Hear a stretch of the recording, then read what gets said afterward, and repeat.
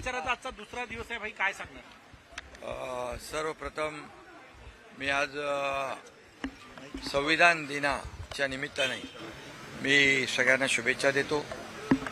Bharat Ratna doctor Babasaheb Ambedkar यांनी संविधान आपलं सर्वोत्तम लिहिलं आणि त्या घटनेच्या आधारावर आपला राज्यकारभार चालतोय आणि संविधान दिन साजरा करण्याची सुरुवात आदरणीय प्रधानमंत्री नरेंद्र मोदीजींनी सुरू केली। त्यांचं मी मनापासून अभिनंदन करतो। आणि काही लोक संविधानाच्या कोऱ्या पुस्तिका लाल कलरच्या सगळीकडे दाखवतात, त्यांनी जरा याच्यातून बोध घ्यावा असंही मी या ठिकाणी सूचित करतो। त्याचबरोबर 26/11 मुंबईवर झालेला हल्ला, 26/11चा जो काळा दिवस मुंबईकरांनी पाहिला, त्यामध्ये मी शहीदांना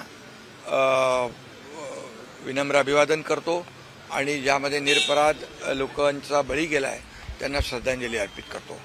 आणि यामध्ये विदर्भामध्ये मी कालपासून प्रचार करतोय, अनेक सभा मी अटेंड केल्या, अनेक सभांना उपस्थित राहिलो आणि त्या ठिकाणी पाहिलं एक प्रचंड उत्साह, विशेष करून लाडक्या बहिणींमध्ये विशेष उत्साह जाणवला।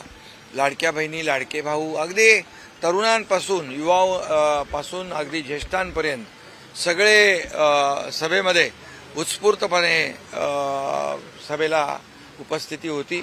यावरून शिवसेनेचे जिथं जिथं नगराध्यक्षपदाचे उमेदवार आहेत, नगरसेवक पदाचे उमेदवार आहेत, त्यांच्या पाठीशी स्थानिक पातळीवरची जनता, मतदार या ठिकाणी उभे राहिलेलं चित्र मी पाहिलेलं आहे आणि विकासाचा मुद्दा घेऊन आम्ही ही निवडणूक लढवतोय। आणि म्हणून नगरपालिका, नगरपंचायत या नगरविकास खात्याच्या अखत्यारीत येत असल्यामुळे मी नगरविकास मंत्री असताना, मुख्यमंत्री असताना देखील जिथं आमचा नगराध्यक्ष नव्हता, नगरसेवक नव्हते, तिथेही आम्ही विकासाला पैसे दिलेले। ते आता इथं गेल्यानंतर सगळ्या गोष्टी समजत आहेत आणि म्हणून विकासाच्या मुद्द्यावर इथे रस्ते, पाणी, पिण्याचं पाणी, भुयारी गटार योजना, मैदानं, उद्यानं, आरोग्य व्यवस्था आणि या सगळ्याला आम्ही पैसे दिलोय। प्रधानमंत्री नरेंद्र मोदीजींच्या वाढदिवसानिमित्त प्रत्येक नगर परिषदेला 1-1 कोटी रुपये नमो उद्यानासाठी दिले, ते देखील त्यांना पोहोचले। त्यामुळे खऱ्या अर्थाने विकासाचा मुद्दा हाच आमचा अजेंडा आहे आणि तो आम्ही चालवतोय। लाडक्या बहिणी महायुतीच्या बाजूने आहे, परंतु त्या कोणत्या पक्षाच्या बाजूने आहे? कारण की परस्पर विरोधात लढतायत। आता आशिषजींच्या रामटेकमध्येच भाजप वर्सेस शिवसेना लढत आहे, भंडाऱ्यामध्ये आहे। लाडक्या बहिणी नेमक्या आहे कोणाच्या बाजूने? लाडकी बहीण योजना जेव्हा मी मुख्यमंत्री होतो तेव्हा सुरू झाली आणि महायुती सरकारने सुरू केलेली आहे। आमच्या टीमने सुरू, आम्ही सगळे होतो, म्हणजे आमची टीम जी आहे, मी तेव्हा मुख्यमंत्री होतो, दोन्ही आमचे उपमुख्यमंत्री होते आणि आम्ही टीम म्हणून त्यावेळेस निर्णय घेतला। पण त्यावेळेस मुख्यमंत्री होतो आणि त्या कशा परिस्थितीमध्ये या ठिकाणी ती योजना सुरू केली हे लाडक्या बहिणींना माहीत आहे। त्याच्यामध्ये किती अडथळे आले तेही लाडक्या बहिणींना माहीत आहे।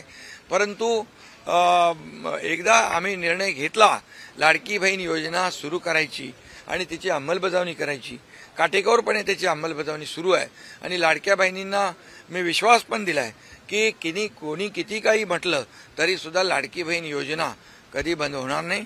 त्यामुळे लाडक्या बहिणी बरोबर योग्य तो निर्णय घेतील। गुलाबराव पाटील काल म्हटले की आमच्याकडे नगर विकास खातं आहे, 1 तारखेला बाहेर झोपा, लक्ष्मीचं दर्शन होणार आहे। काय अर्थ काढायचा याचा? नगर विकास खाता म्हणजे या नगरपालिकेच्या निवडणुका आहेत, नगरपंचायतीच्या निवडणुका आहेत। त्यामुळे यामध्ये याचा विकास जो आहे नगर परिषदांचा, या छोट्या शहरांचा नगरपालिकेच्या माध्यमातून होत असतो आणि नगरपालिका या नगर विकासच्या अखत्यारीत येत असतात आणि नगर विकास विभागाच्या माध्यमातून देखील आम्ही छोटी छोटी जी शहरं आहेत ती डेव्हलप झाली पाहिजे, त्यांचाही विकास झाला पाहिजे, त्यांचे विकास आराखडे मंजूर झाले पाहिजे, याकडे आम्ही कटाक्षाने पाहतोय। आणि मोठी शहरं विकसित होतात, पण छोटी शहरं जी आहेत निधी अभावी विकसित होत नाहीत, त्यांना देखील मोठ्या प्रमाणावर निधी दिलाय, यापुढेही निधी देणार, याचा अर्थ असा घ्या।